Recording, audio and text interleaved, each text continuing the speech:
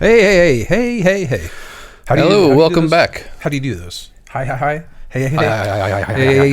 It's been a while. It's been a couple weeks. Have we talked since the holidays?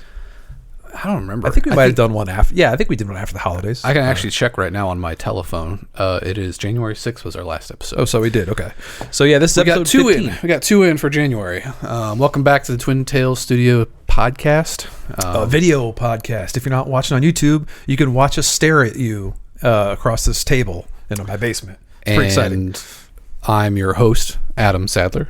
And with him as always, sometimes, Garth Algar, Brady Sadler. We're here to talk to you about games, books, politics, weather, all kinds of fun investments, financial advice, give you financial advice, legal advice, counsel. It is coming up on February because tomorrow, actually, when this will be out in February, this will be released in February. Because we're recording on a Saturday, this comes out on a Tuesday, and February is when we are determined to launch this bad boy. And if you're not watching the video, I'm pointing to our Malice of Light Adventures logo. Yes. Because the Game Found campaign is coming. I will say that it is entirely out of our hands for the information we need to launch. So we're hoping we get it all in time. Especially, it's mainly, the main thing is we need estimated shipping rates because our fulfillment partner is currently working on those and they have to deal with getting all information from different carriers. It's a complicated process, but we want to make sure we have the most accurate, up-to-date estimated shipping rates because we will be part of the Stable Pledge program, which, part of that guarantee is that if the shipping rate changes by like 10% or more, you can get a refund, and we don't want to deal with that because one thing is with this project we mentioned before is we kind of want to go into production right away. There's not going to be months and months of development time like most crowdfunding projects are. Yeah, it's become sort of standard where a lot of publishers will launch their campaign just when they have enough to show of it, like enough art for one, vertical slice of the game.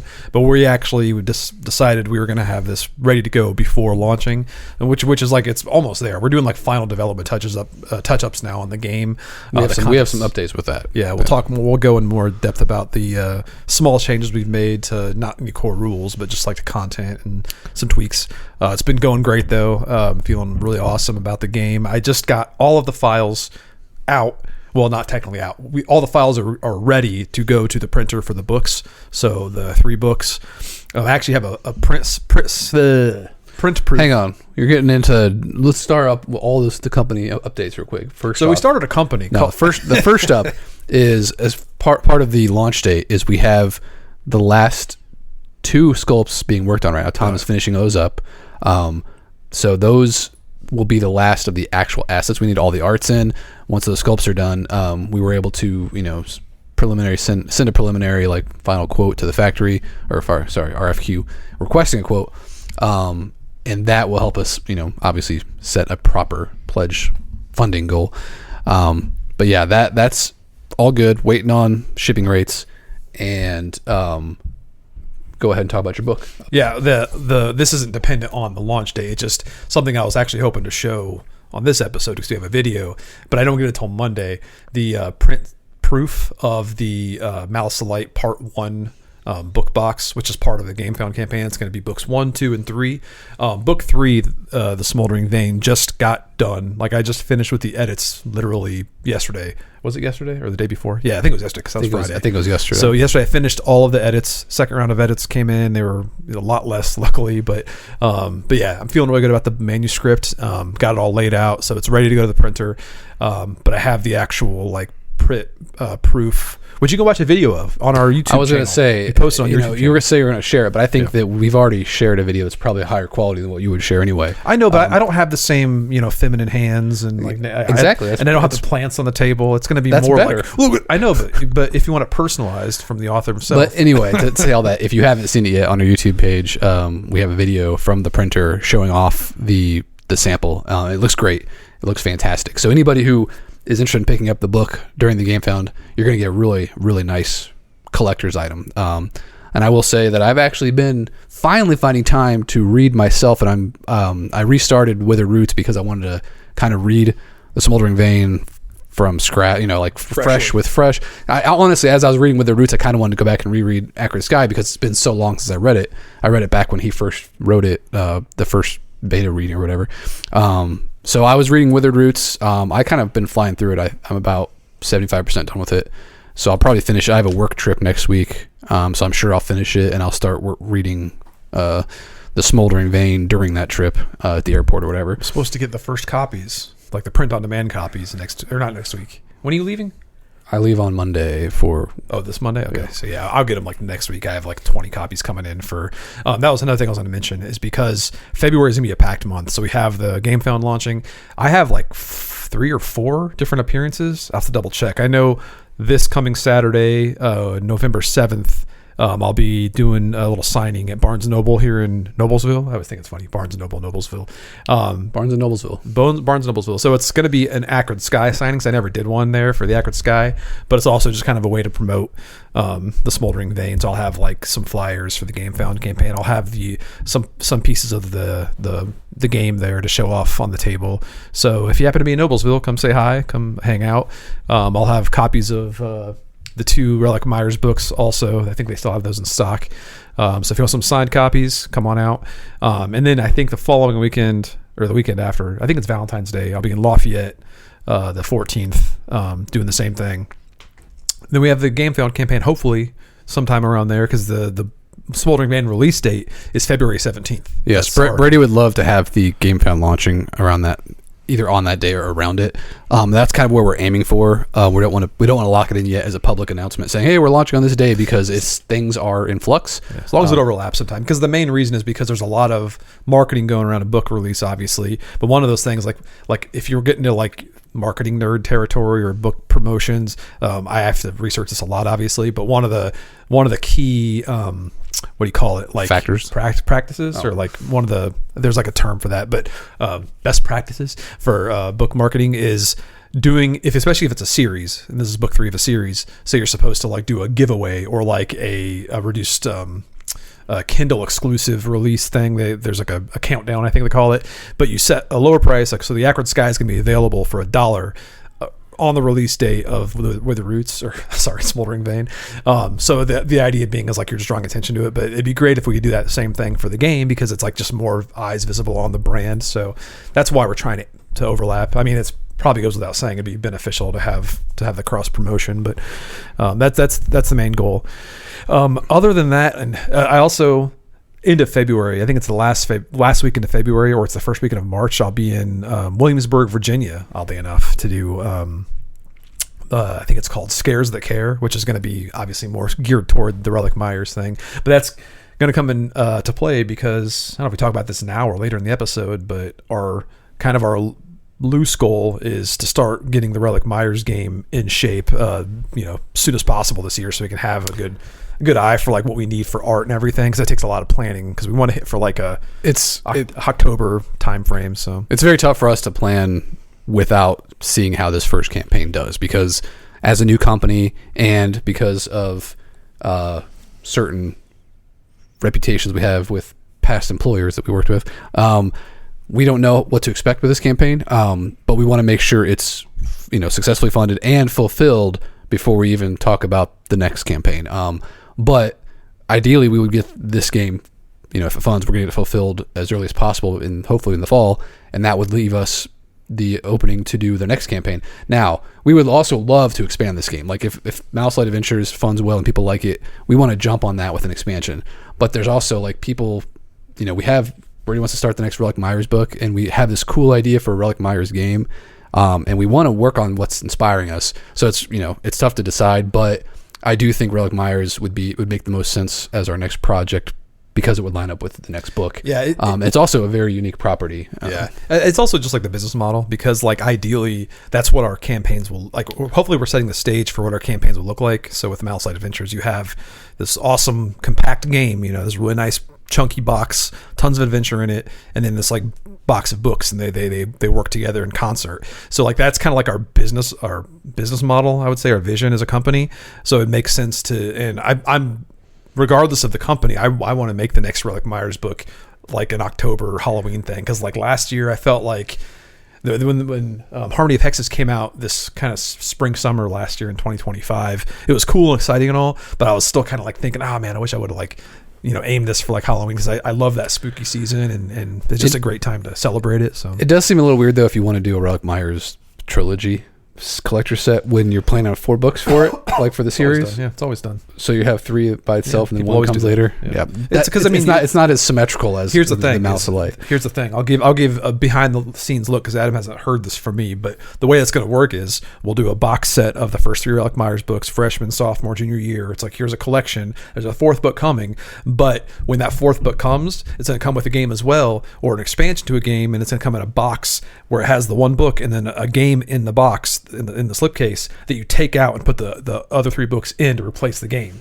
He's just making this up on the spot. No, I think ahead about it. It's the same thing with Malice of Light. Well, okay. He tells me everything he thinks all the time, but I haven't heard this yet, so he must have just. No, it's like it's either going to be like a mass market small box game, or like an expansion or a standalone thing. It's going to sock it into a slipcase to occupy the space. It's going to follow the same dimensions of the 3 books, because when you get the first slipcase is just trash then. Yeah, I mean, you just put it on the shelf and put some foam in it or something. Well, you heard it here first. If that happens, I think ahead about this, and I steal these ideas from like companies like Van Ryder, who do the big boxes for their Final Girl games, because they have these boxes that fit all of the individual like feature films, like VHSs, but like oftentimes if you back it and you don't get certain ones, they have like something to fill the slot there. It's like some placeholder box that has stuff in it. So I've always had that in mind. He just doesn't think as far ahead of me. So. Yeah, and it's also challenging because on top of this we have games ready to go. Like we have Hour of Need ready to go. That game could just be reprinted with our logo, but we just don't know when we want to do that. And again, like we mentioned before, we'd rather not do a crowdfunding campaign for just to reprint the game. We could, but that just takes up an entire huge chunk of the year for that campaign. Instead of a new game that's exciting, we're too ambitious for that. But again, I mentioned this Mouse Light Adventures. Like even if we didn't do that as our next campaign, I think after Relic Myers would probably be a Mouse Light Adventures because reprint expansion.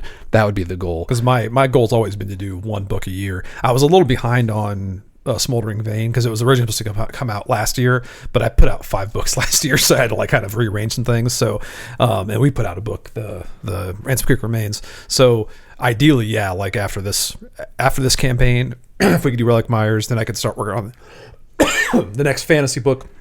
Which is a good trade-off. Why don't you take a drink there? So excuse me. As far as the campaign, the Malice Light Adventures campaign goes, the Game Found, we're getting pretty decent follower count. We're only like about a third of what I'd hoped we would have when we launched, because I'm just like, I want to make sure we're definitely going to fund first day. There's a lot of projects though to keep people. But yeah, also like the word's been spreading more through ads and things like that. But we've gotten some people from that were like backers of Blacklist projects who aren't familiar with us or our work, and they just know us from Blacklist, and they have come and said their opinion on different YouTube videos. And Brady and I always try to chime in and like try to give context, because we don't like misinformation spreading around, but it's kind of pointless because people just think we're arguing. We're not. We're just trying to provide information, and so they have a better idea of who we are and what we're trying to do. I will say, like, almost every one of my interactions have been pretty receptive. It's just these people don't stay as tuned into the industry, so they don't follow like our podcast. They don't follow any interviews we've done. So like it's kind of easy to come in and be like all excitable and be like, I know this, I know these guys from X, Y, and Z. But once we explain that the situation, it's usually they're pretty receptive of it. So I'm thankful for that at least. Well, I do want to again, I don't want to keep hammering on this point every single episode we do, but I do think that there are some people that might be coming to this podcast as they find it recently, and they might not go back and watch all the old episodes or listen to. That's your job. And you should. But I just want to make it clear to anybody who is familiar with us through Blacklist, is to make it clear that we left Blacklist Games because we were designers there with no control over how the money was handled or the business and all that stuff. We were in charge of developing the products and designing games, which I think we did a pretty good job of. Almost every game we did at Blacklist, I'm pretty proud of. I think the ones we've talked about, like, with Alter Quest and Brook City, of things we've had issues with as products, but as products, they're cool. Like, we recently got a sample of Dire Alliance, like the final copy of Dire Alliance, and wow, that game is amazing. Like, it's as a product, it's awesome. And we want more than anything for Blacklist to fulfill that product and get it to people. Yeah. And we can't step in, like, we don't have, first off, it's not like business smart to do, like, step in if we had like the capital to just take over and say, we'll fulfill this. Like, it needs to get done. We have limited communications with Blacklist, but when we do, it's like we try to push for any more information we could share. Obviously we won't have any, or we'd share some, but like we do what we can from our end because we want to see those things, get delivered, because they look amazing. They were awesome. They're cool projects, cool games, and they could have futures, Yeah. So. And we're not going to make promises for things that are out of our control, but things can be fixed. Like Street Masters, for example, like, Steam Forge Games took that up and actually fulfilled that to backers. And that game is available now. People can play it. And we worked with them. We were helpful in the process, and we were glad to be part of it. So now this is a little. I'm not sure if we mentioned this before, but like this might be new information that I'm revealing. And anybody who is familiar with Lasting Tales or knows people who backed it, that was one of Blacklist's most successful, like, funding-wise campaigns, but it never got produced. The miniatures were acquired by Wildspire, and they actually crowdfunded Realm Reforged, I believe is what it's called, and I think that all fulfilled. Like, I think people so. got that. I know at least some people have it. Yeah. But I will let you know that we are in discussions with Alex at Blacklist Games about Lasting Tales, because we want that game. It's complicated because it hasn't been manufactured. As far as we know, it doesn't exist. There's a PDF you can buy for it on Drive-Thru RPG, but we want that game. But we would not. We are in no position financially, or like we would never want to take on the responsibility of fulfilling that project that was not run by us. Yeah, it's not smart. It's not smart for a new company like ourselves that's ran by two people to acquire a property that's worth negative 1 point whatever million dollars. I mean, like to manufacture all that stuff and then to ship it to all these backers. It's like we could never do that. If we did, we could. If we won the lottery or something and we were rich, we could do that. But we just, even no matter how successful our projects are, we couldn't just take on a project like that and stay alive as a business. It just doesn't make sense. Yeah, unfortunately, like, money is like you have to make money somehow. It's but we are exploring options, and we want more than anything to have that game under our umbrella, because it was a dream project of mine. Anybody who knows me might know that I pitched that product at Blacklist when I was there, because we successfully funded Fantasy Series 1, and I said, okay, well, let's follow up with Series 2, but let's make a game with it. And I had this idea for a cooperative skirmish RPG style game. We got Mark Latham on board, and he did an awesome job with it. Did exactly what I wanted. So it's kind of like Warhammer Quest style game, but on a tabletop skirmish format. If you think of like Frostgrave or Rangers of Shadow Deep meets like Warhammer Quest style game, kind of combined into this amalgamation. But it's also it's a hardback book. We had some card supplement ideas and stuff like that, but it's a hardback book. Anyway, we're exploring possibilities of how to get that, but the downside, we couldn't do anything with it unless there was some kind of a way to make previous backers get the game. Yeah, we're exploring. We're exploring ideas. We're in talks with Wildspire also, because they were helpful in the process of when they acquired those miniatures. So we're getting some information from them about how that all went. So yeah, we've learned a lot from all of that stuff in the background. So we're going to explore ideas to see if we can help make it right. Even though it's make it right sounds weird, because it's not like on us to make it right, but we want to, because we want it to succeed. We want it to become a thing, because and it's complicated because we're not going to step in and be like, we're going to take the responsibility of this project, because it's not ours. It's so out of our hands. The product, we were fully in charge of that product. I laid that book out like myself. Like I took the graphics and the template, and I laid out the content how I wanted it, and then I passed off the graphic design. I think Chris kind of cleaned it up. But yeah, it's a great book. If you haven't checked it out, it's on our Drive-Thru RPG. You can look at some PDF previews, I think. But anyway, I wanted to mention that because, again, we're all about transparency. We want people to know what our goals are as a company. It's hard because we don't want to just label anybody who comes and throws accusations as trolls or something. But it doesn't seem like some people want to know the information. They just want to vent their frustrations out and act like they're warning people away from us. Yeah, it's a strange phenomenon too, because like I mentioned before, we've been fortunate because a lot of the people who come in and they might have things that I think might be like kind of nasty things to say, just out, coming out of the woodwork. But then it's like, there's some emotions behind that, obviously, because you lose money and stuff. But like I said, when we explain our side, it usually is a good conversation there. So like it's a nice interaction. But it is kind of this weird phenomenon where somebody comes in and they're fans of our games and they want to see us succeed, but they still feel compelled to warn people, even though like they don't have the right information. It's like, if you want it to succeed, like that's not the way to go about it, And I guess I'm just take things differently, because as a consumer, I'm not rich or well off or anything like that. But like I remember I actually backed a scam project one time, that Game Zone Miniatures. They were doing that Hero Quest. Yeah. Like they had the license to do Hero Quest in Spain, I think it was, but they tried to do like a worldwide crowdfunding project. And I backed it because like, oh, this is before Hero Quest was rebooted by Hasbro. And I was like, I love Hero Quest. I would love to get a new version of it. And it was risky, but I've backed it for like $175 and never saw anything from it ever.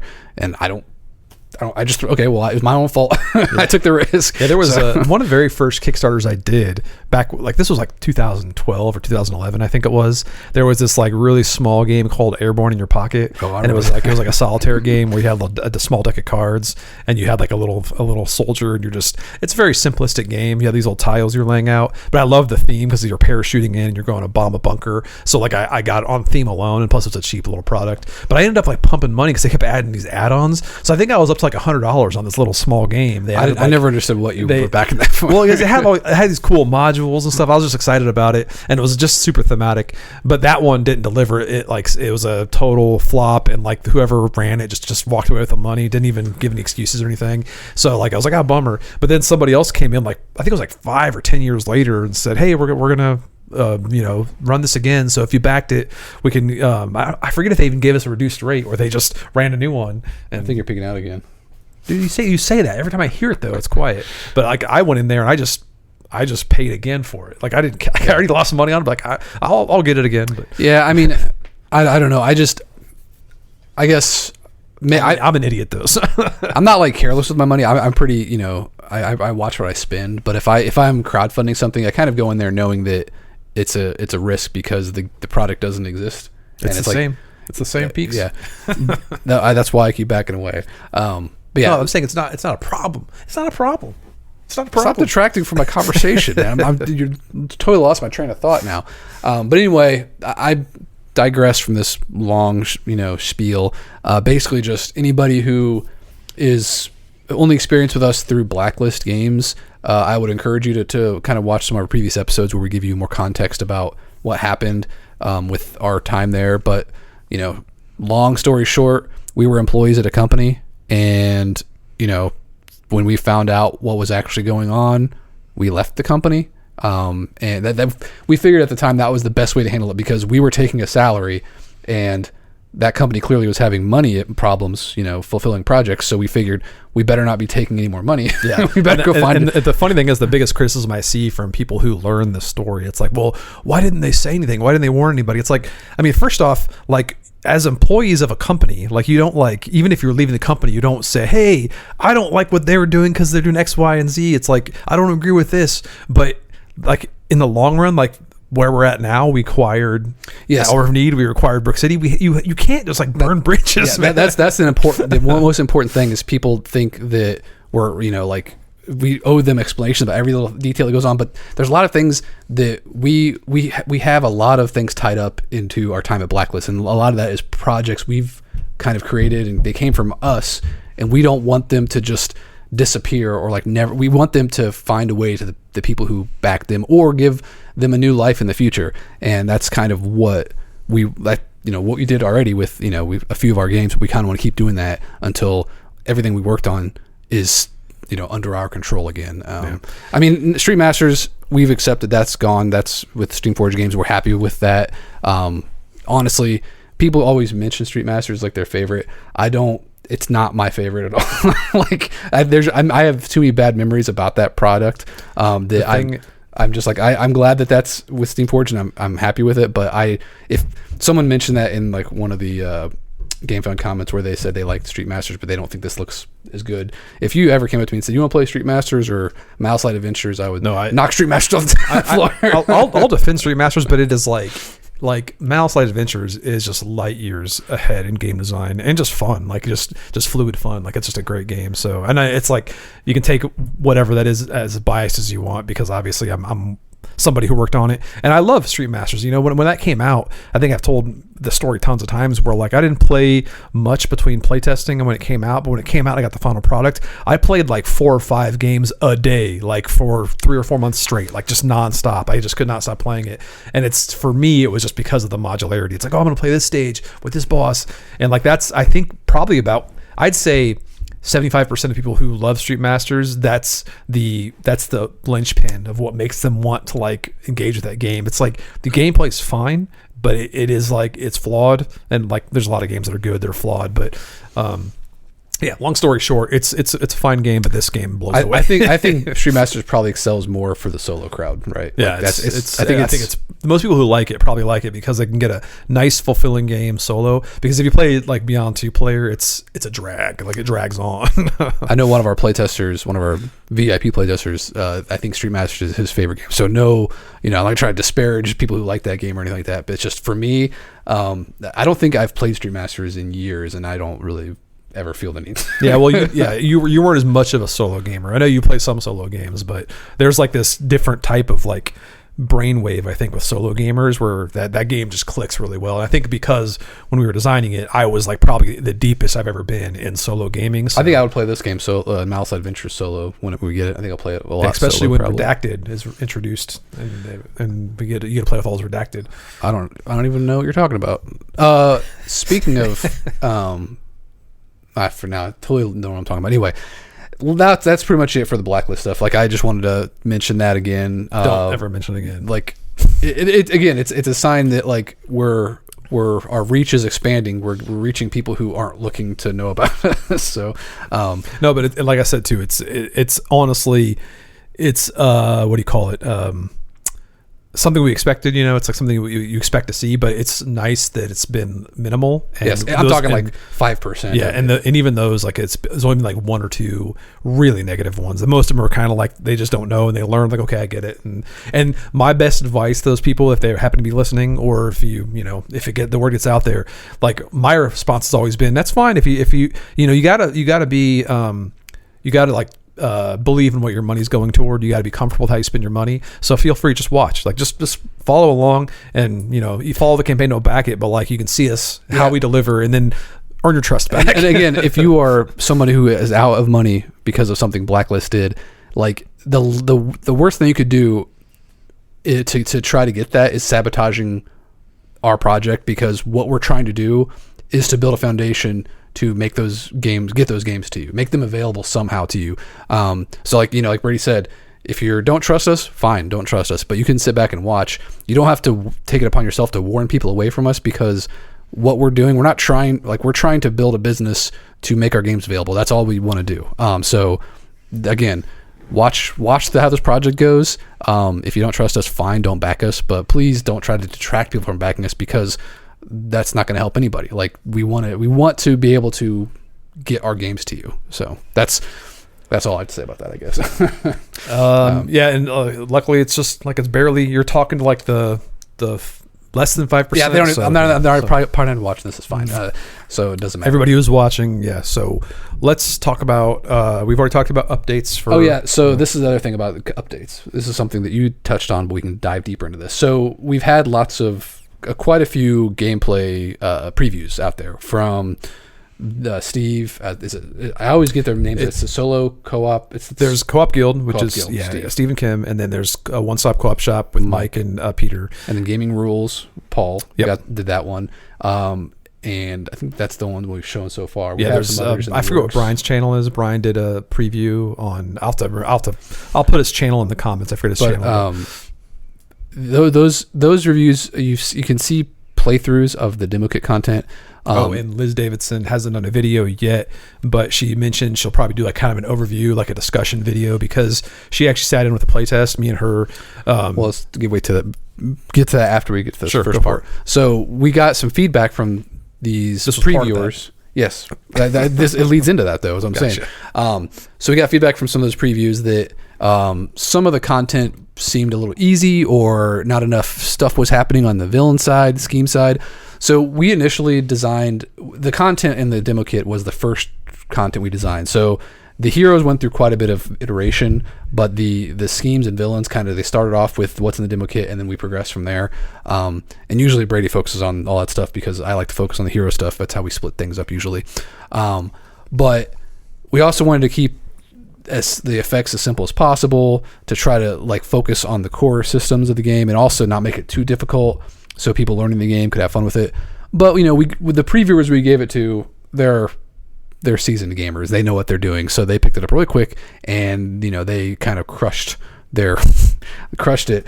Also, I noticed a lot of them rolled a lot of criticals. Way more criticals than I've ever rolled. So that definitely has an impact. But anyway, I think the main thing that like people were looking at with the video, with the content in the demo kit is like, I guess maybe there's a lot of people coming from Street Masters, because a lot of Street Masters content was very, very like, I don't want to say overwrought, but there was like a lot of complexity. And we've steered so clear away from a lot of that with stuff like Hour of Need. So especially the two scenarios, or I call them scenarios, the two encounters and the villain in the demo kit were the most bare bones that we could put together, because we wanted to focus on the mechanics. We wanted to get across, here's how this game works, without too much bogged down between like, oh, how does this encounter work different than this one. So it might have been a little pulled back too much in that regard, because ever since we've started retweaking things based on this feedback, we've kind of like reassessed a lot of the content. And now, like when we play through the demo kit contents now, as it stands now, they're not more complex, but they're much more I would say more strategic. There's more things going on. We wanted to get rid of any kind of dead effects, because before we were trying to keep things simple, but simple sometimes also means like nothing happened or something. We don't want that to happen. So we took some feedback from all the previewers, and we made some changes to clarify some of the rules, but also just clean up some of the effects. Eventually, it started getting a little too hard. Like Brady made some stuff a little too difficult, where it was killing people.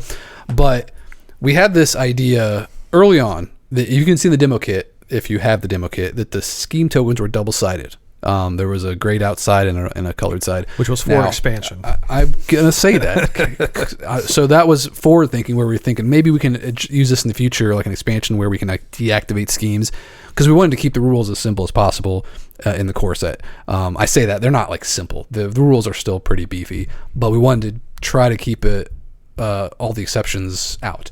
But anyway, long story short, Brady had an idea to implement that idea in a simple way in the existing rules without too many exceptions.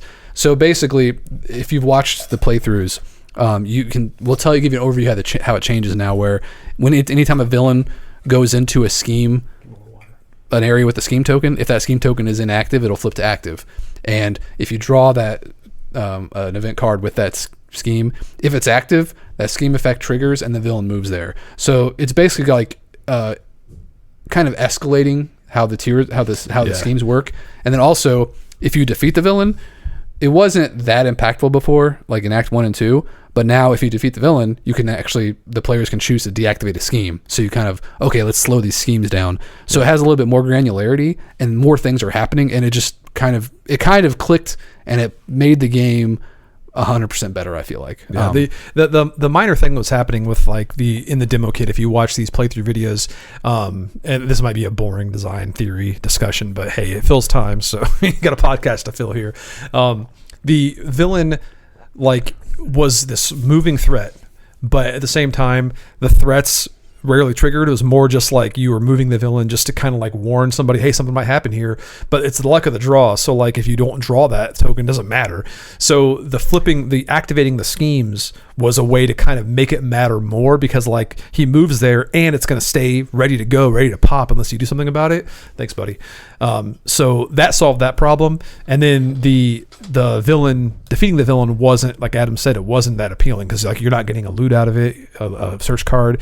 You're not getting much reward except for slowing the game down, or slowing the... You're stopping the treachery. The treachery effect, yeah. So. And like, that it has an impact, but it's not, you don't feel it. Yeah. We want everything you do in the game to feel cool. Yeah. And that was one thing where the game was working, it was challenging, but it didn't have that, like you could lose the game, but you never saw it coming. It was kind of like we wanted to have that more gradual, push and pull of the challenge of the game. Yeah. And plus, like, I love stuff like those active and inactive threats. Like obviously that was something we did very consciously with Street Masters, and it worked really well with how the stages were designed. So, just pulling back from something you've done that worked before, you just kind of re-explore those things in new ways. But it was a natural thing, and it's almost like a subconscious thing. We put those in the game, and like they were for something else, but like they were there for a reason. So now we made better use of it, and it just, like Adam said, overall just makes a better game. It's more fun, it's more tense, more exciting. So. It's always that challenge of the game design where you want to kind of not add too many rules, too many exceptions. And initially I was like, that's another rule to remember, like another thing. But also it's design space, it's granularity in the difficulty. But it's also very like organic. Yeah, like it feels natural when you're playing. Because when you're moving a villain, it's like, oh, he's going to that grayed out token. That means he's going to flip it. It just feels like it's supposed to happen. So that's how it kind of came to be. It's like just playing enough, you kind of see like, oh, this is how it should have been. So that's why it feels so good now.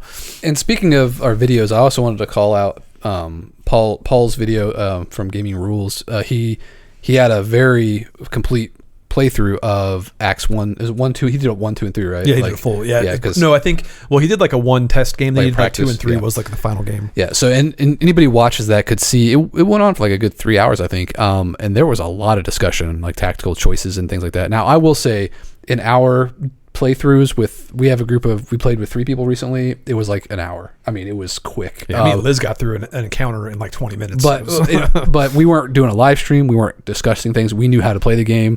So I think that while Paul's video is a great example of learning the game and the strategy that comes with learning the tactics of that, it's a great example of that, but I don't think it reflects a normal play time. Like I think he mentions in the video. He talks about that a lot. Yeah. But I don't agree with the hour per, or like half hour per player. Those are so skewed because it all depends on their game group. Because his game group, and I don't know those people, I don't know him and his game group personally. I just know Paul from talking to him online. But they seem to like love like analyzing things. Yeah, and we don't do that. Yeah, we just like keep things moving. You know, me and Brady's turn is like a minute long or something. Like, I'm doing this, I'm done, I'm done. Because like I like to play to see how things happen, and the game is designed to kind of play to both those crowds, because there is a lot that you can like analyze and dig into, but also if you just want to like just see what happens, the game is like it's just play a card, choose a card, do a card, flip over an event. It's like really fast. It can be really fast if you want to. We typically don't analyze every option, but you can. Like, and again, that's an example. Paul's video is a great example of that. And I also want to shout out to Paul. Thanks for doing that. It was a great representation of the game. That's showing off all the things you can do with it, and also gave us lots of ideas for things we can do to improve it. So we've already implemented a lot of that. So a lot of the scheme effects because like he got the updated schemes in his playthrough that were like before our team had really digested them. So like he got like a preliminary ones that were way too hard, and the guy I think that's why his game went on a little longer, because there's so much minion spawning and stuff. So we've since like kind of pulled back a little bit on that. Also, I wanted to shout out to our playtesters, because they've been focusing more on the newer content that we were producing, and so the demo kit content was kind of finalized kind of months ago, to lock it in so we could start working towards the demo kit, but they've been giving us so much good feedback for all the other stuff, and they've also been working on these other things that we can't talk about just yet. Follow the Game Found if you want to learn more about that. It's a few weeks away, but there's lots of things in the game that you don't know about yet, and it's going to make this core game just a really robust box of adventure. It's the game is, the title is very fitting because it's a box of adventure, man. It's pretty much one of the most I think the most proud I've been of a game design we've worked on. I think that it's probably our best game. Yeah, I was reviewing the most recent rule book this morning in bed on my phone, like on the Dropbox link, and just making sure the most recent changes are up to date, and just scrolling through the rule book. It's like you kind of take a step back and like thinking, because we've done a lot of games, but this one feels really special. Obviously, it's like the first game we're doing on our own, so like that's a huge thing. It's also based on a book series that I really obviously like a lot. So I will say that too, that as I'm reading Withered Roots, anybody who isn't familiar with the story, like it does give you, it gives you so much more inspiration about the game. Like, playing it, like you read about these characters and then you realize, oh, I can I've referenced this Ruins of Arcath from this game. I'm reading about this now. So it's like these little things that you can kind of connect, and it's why like licensed games are so popular, because people like get into the setting, and these books will do that for you. Like these books will, give you this fantasy setting, read these characters, it'll make playing those characters even more impactful. And I think one of our playtesters also was talking about that as well. Like he just feels like so much more engaged in the game now that he knows all these characters and stuff. Yeah, that person was messaging me on Discord privately, like a little upset about a certain character in the game versus how they appear in the books, and I'm like not in a bad way. They were just like I didn't think this was gonna happen because of the so and so's in the game. So spoilers. Yeah. So all that being said, we've already taken to heart feedback we've gotten from previewers. The thing is, a lot of them are like, I love what this game's doing, but these things could be better, and that's what we want. We want it to be as best as possible. So we've already taken steps to address those concerns, and I think we have a pretty much what we want out of the game. Like it's feeling really good. We just updated the tabletop simulator, so those of you who are playtesters, we encourage you to dig into it, see how it feels. We're very happy with it, and I want to, anybody who sees online people talking about the playthroughs and their concerns, point them to this video. I'm not sure we can show much. Like, I don't know if we want to do a live stream about the tabletop simulator, because I don't think it's fun to see the gameplay, but we will have a rule book on the GameFound page so they can actually see the rules themselves, and see all the changes. But yeah, I think the changes are pretty minimal, mostly cards and stuff like that, but the scheme flipping, that's the biggest change, and I think that it adds a lot. Even that alone, it's like not. It's honestly that it's funny how small of a change that is. I mean, it has big impacts, but it's such a subtle thing. Yeah, there's like 5 or 6 little paragraphs to tweak in the rule book, and that was it. And it's like, but yeah. Questions? Podcast questions? Was there anything else I wanted to cover? Maybe the podcast questions. Do you have them open? I'm confused because the green check mark means we answered, but did we talk about Paul's question about the Heroes of Terranoth deal? Yeah. We discussed that last episode. Did we? Because I remember I was going to say so maybe I was drinking a Negroni at the time and I forgot, but I was going to mention about how it's more formality, but I guess we already discussed it. So we only have a couple questions here from Zeke. Oh yeah. Zeke says, I know it's far off, but can we get any design info on the general style of game planned for Relic Myers, or is it still too soon? I think that it's funny that it's timely, because we just had a heated discussion about it yesterday on the phone. Heated? I don't think it was heated. Well, heated doesn't always mean competitive or confrontational. It just means there's emotions involved on my end, because it must have been heated on his side, because I didn't feel that at all. I was just kind of yeah, heated might be the wrong term. Anyway, tomorrow is February 1st. I do these weird things where I'm like, all right, I'm going to write a book in a month, and it's like a way to just kind of keep, because I am so easily distracted, so I have to pretty much lock down. I'm going to do 2,500 words a day until I have a whole book written. Now, the Relic Myers book 3, the Melody of Maladies, is going to be... I thought it was Melody of Madness. No, Maladies. Melody of Maladies. It's going to be a pretty hefty book, so I'm not going to try to write it in a month, but I am going to try to write 2,500 words a day. So I'm starting that tomorrow. Tomorrow is going to be my first official day of writing the third Relic Myers book. What? Melodies of Mayhem? I thought it was going to be. That's Tommy Lee's band. That's Methods. That's Methods. It's too close. No, it's always been Melody of Maladies, because I love how hard it is Tommy to say. Anyway, deep cut. So yeah, I'll be starting that tomorrow, and my proposal to Adam was hey, we have a couple other game design projects that we need to tackle soon, but I feel like we should just go ahead and just try to because we almost designed this in a month. Like this was around Gen Con last year. Well, the core system, yeah. I mean, like the structure of the game. It spills over, obviously. That's what I mean when I say like design a game in a month. I mean enough that we can start commissioning art. We can like start mapping out components and everything. So that's what we're going to be trying to do in February. Like we're not going to like set a hard, because we got a game found thing to run. So we're not going to like try to set a hard deadline, but we are going to try to start digging in tomorrow. And I guess all we'll really say is we want to make an adventure game. We want to make it maybe a little lighter than we're used to designing. He had a follow-up part of it. This might go into your answer. He said, is it more Arkham Horror or Eldritch Horror in terms of scope, town, house setting versus global adventure, things like that. So I think he knows the kind of game. Yeah. Much more like, I'd say much more Arkham Horror. Like you imagine Relic Myers Town of Laramie on a board. Zoomed out in that regard because it'll allow, like, some of the inspiration I'm taking is I've been playing that Witcher Old World game, which you didn't like very much. I really, really, really like it. I mean, like the production mostly, and it's not like I disliked it.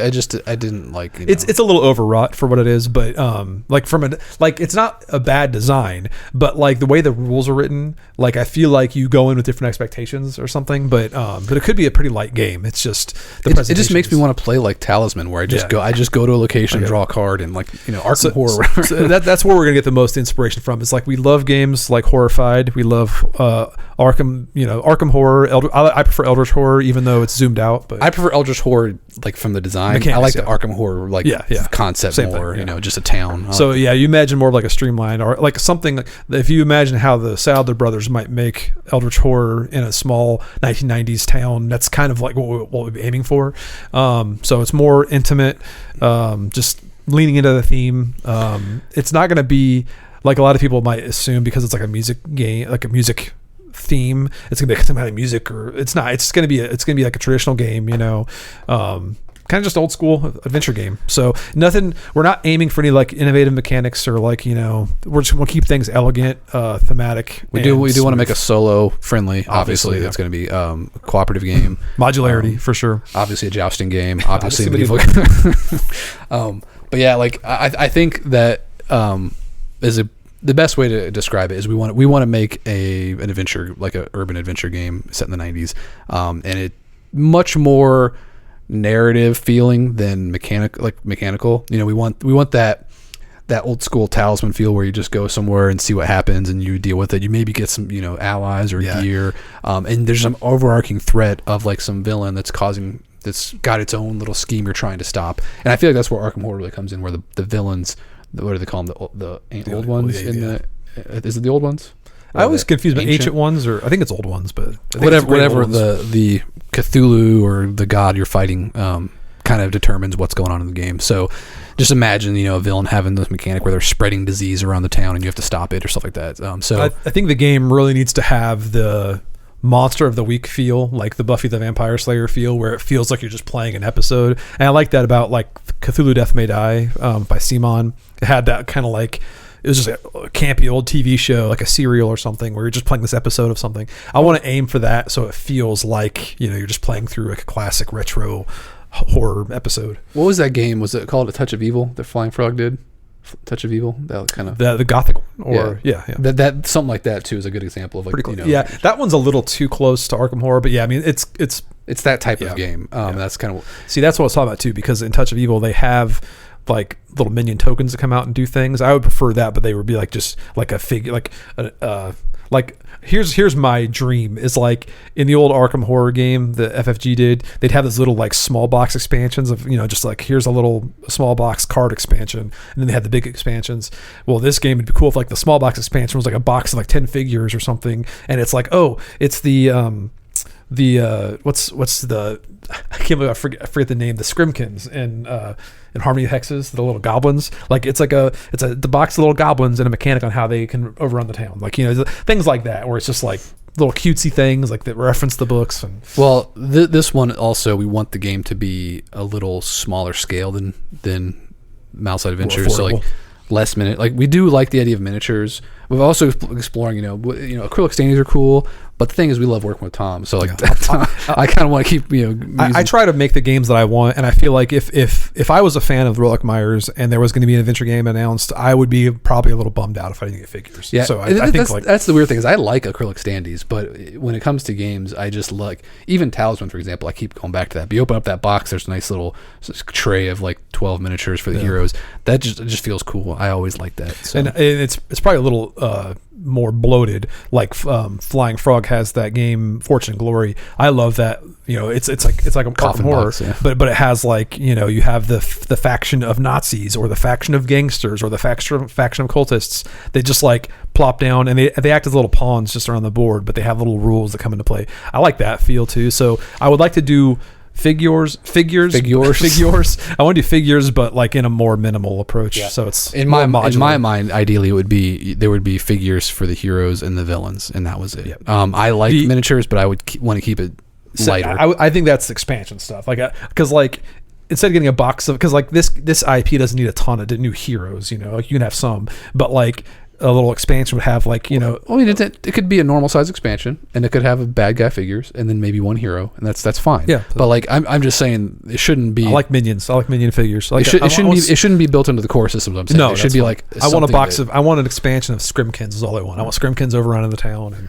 that's my dream. So. If an expansion was minions that you would go to a location, it would have a deck of cards. You have to draw this card because this minion's here and it does something. They're just pawns. That's fine. Yeah.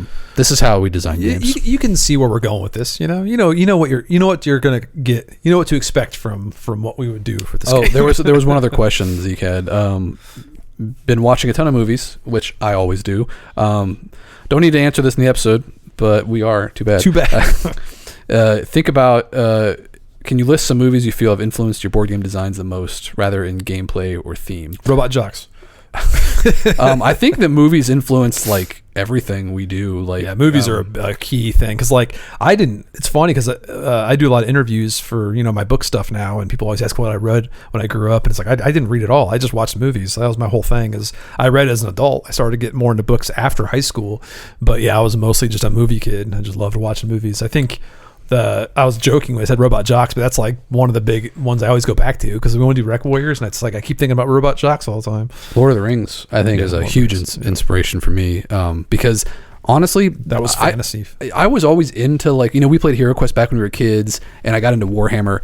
But honestly, when I finally watched Lord of the Rings on DVD at Dad's house at the time, that kind of made me like realize just how much I love fantasy, like how much I thought that I liked. But I didn't really understand because I never knew about Lord of the Rings. I knew everything. The term fantasy wasn't really a genre to me growing up. It was more just like fantasy was like your imagination, but like fantasy as a genre was like solidified more through. Well, it's weird. It's Power Metal and Lord of the Rings for me. It's weird because Warhammer. I got into Warhammer before I even knew what Lord of the Rings was. Yeah. So like Warhammer is obviously just pulled from Lord of the Rings. So like did they even call it Warhammer Fantasy back then though, or did they just call it Warhammer? I mean, it was called Warhammer Fantasy Battles, I think. I don't think I ever called it Warhammer Fantasy. Because I had the rule book that said Fantasy Battles down there. But anyway, I think that really was a huge inspiration for me to like get into fantasy. I mean, I will also say Star Trek in general was a big inspiration for me because so many different episodes of Star Trek, they touch on so many different themes and concepts and just settings, like different planets they go to. Different things they have to solve, issues. It just so much stuff in Star Trek was a huge inspiration. I think I should mention it's not a movie, but a TV show. Yeah, that was a TV show. Yeah. Sorry. I spaced that you said the space TV show, but Walking Dead, that one, like when we were early on in our game design career, because one of our first big games was The Walking Dead: No Sanctuary, and I remember vividly. Like we were already fans of the show when we started working on that, but like watching that show, I think like just naturally tapped into like our game designer brains because like so many of those early episodes were like game scenarios, where it's like they're trying to do this, like they're planning this course of action to evade some zombies and try to get some resources, and it's just a board game, in action. So that. Like when we were designing that game, I was pulling from that stuff from episodes, and it's like, wow, this is like designing itself, man. Also, this is kind of goes without saying, but all those '90s action movies we grew up with, really pretty much are the reason why Brook City ever existed. It's like that was why we designed Brook City, was, you know, Lethal Weapon and Tango and Cash and all those movies we grew up with. Writing Ransom Creek Remains was like just tapping into Tango and Cash and all those buddy cop movies, and then like more recent stuff like True Detective and just like creepier stuff, and just like it worked out. I think really True well. Detective was the catalyst to want to do that books. But Season 1, all of it was inspired by that stuff. So yeah, definitely movies. Oddly enough, I think season 3 was almost more inspiring, even though I love season 1 more. But season 3 with that, what's that guy, the actor's name? Like the guy that gets the belly when he's older. I forget. It's that really deep voice. Is it Steven something? The memory issue, where he's got the memory issue. Yeah, but like his partner, right now. his partner's name is Steven something. Like the actor's name is Steven something. I forget. Great From actor, the Lost though. Boys.